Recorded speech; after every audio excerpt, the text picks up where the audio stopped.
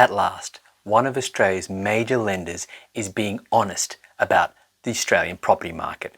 Today, I'm going to reveal to you what those statements were made by the major lender, the data that backs up those statements, and ultimately what it means for you or for anyone looking to buy a property in Australia both now and in the future.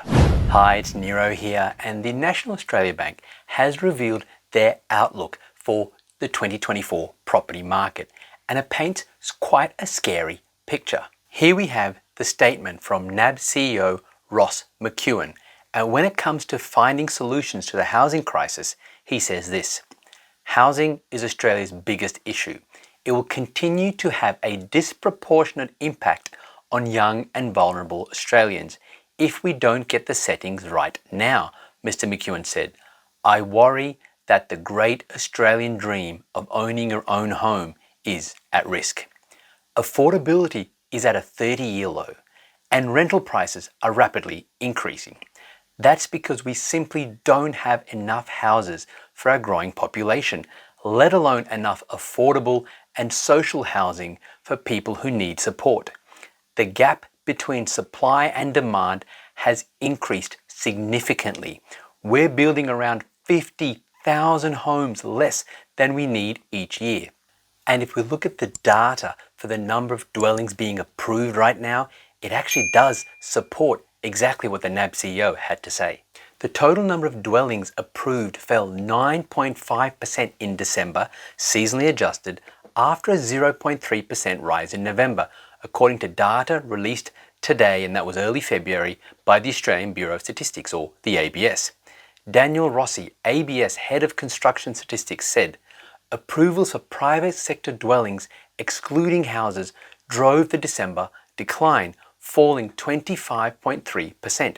In 2023, there were 59,174 private other dwellings approved, compared to 73,041 in 2022.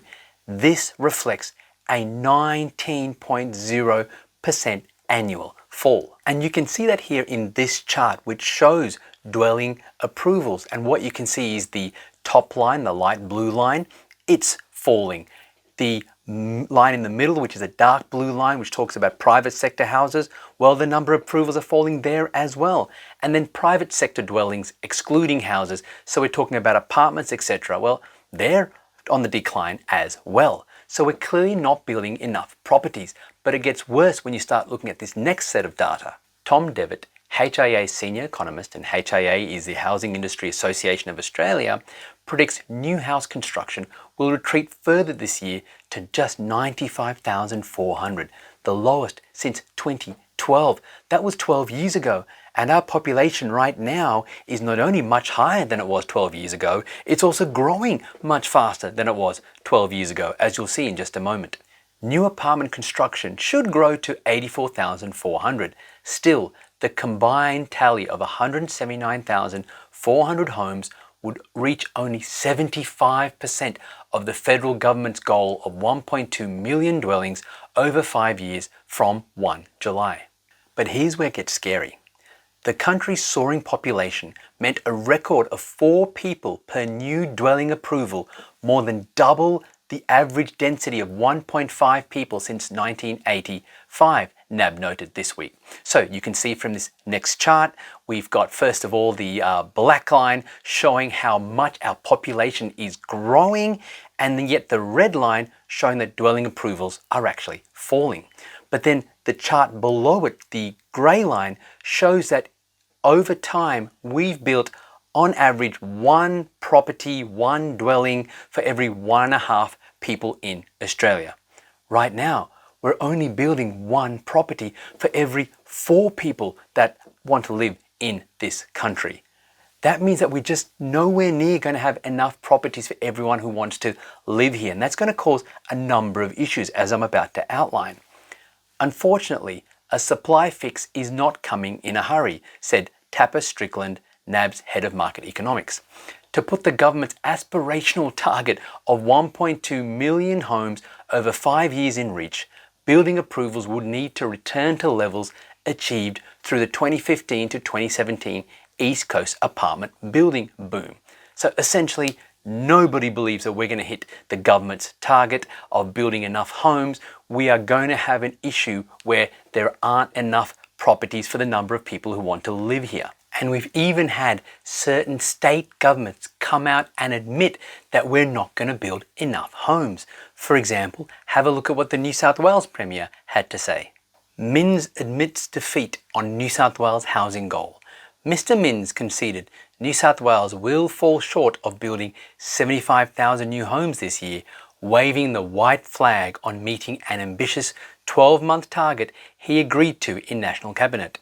In his first wide-ranging interview of 2024, Mr. Minns insisted that his government's changes to the planning system are speeding up housing supply, but said targets set out in a National Housing Accord would be impossible to meet this year. Put simply, the state government is saying they can't build enough homes to meet the target that the Prime Minister said that we would aim to meet as a country, and that simply means we're not going to have enough properties. The 75,000 new homes target will be very difficult to meet in the short run, Mr. Minns told the Telegraph, saying that only about 48,000 homes were started in New South Wales in the 12 months to September. So 75,000 was the goal. New South Wales hit 48,000. Not even close, right? And then we have data from Oxford Economics when they released their residential property prospects reports, and it forecast a growing gap between the number of dwellings being built and the number of properties needed to house people living in Australia. Oxford forecast there will be a stock deficiency of 97,284 dwellings in 2024, so nearly 100,000 dwellings, a number that will grow to 145,470 by 2026. That's nearly a 50% increase in the shortage of properties. So that means that the housing crisis will get exponentially worse over just the next 2 years, not talking about what's then likely to happen over subsequent years as well. Oxford Economics Australia senior economist and report author Marie Kilroy said this shortfall would underpin prices for houses and units nationally, as well as keep upward pressure on rents. And as we can see from this next chart from CoreLogic, we can see that the rental vacancy right now across the country on average is at record lows. So ultimately, what does this mean for someone looking to buy property either now or in the future? Well, based on the fact that we have these massive supply shortages, it certainly seems like rents are going to keep rising and property prices will also keep rising in multiple markets around the country. They won't rise everywhere. So how do you work out then where will property prices rise the most? You need to target those areas where demand is higher than supply and the gap is higher there than in perhaps other markets around the country. It also means though that for most people who are thinking about waiting to see if property prices will rise, who might be worried about some of the doom and gloom in the media about weakness in the economy, the odds are they're actually just going to miss out, because the longer they wait, property prices will just continue to rise because there's such a supply shortage.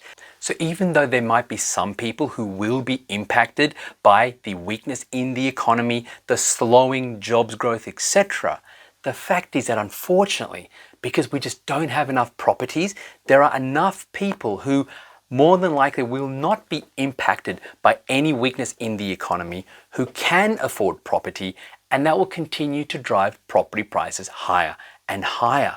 Put simply, most people who choose to wait will end up paying more for property in the months and years to come. As I said, it won't be everywhere. So if you're an investor and you're trying to work out, well, how do you find these areas where demand is higher than supply?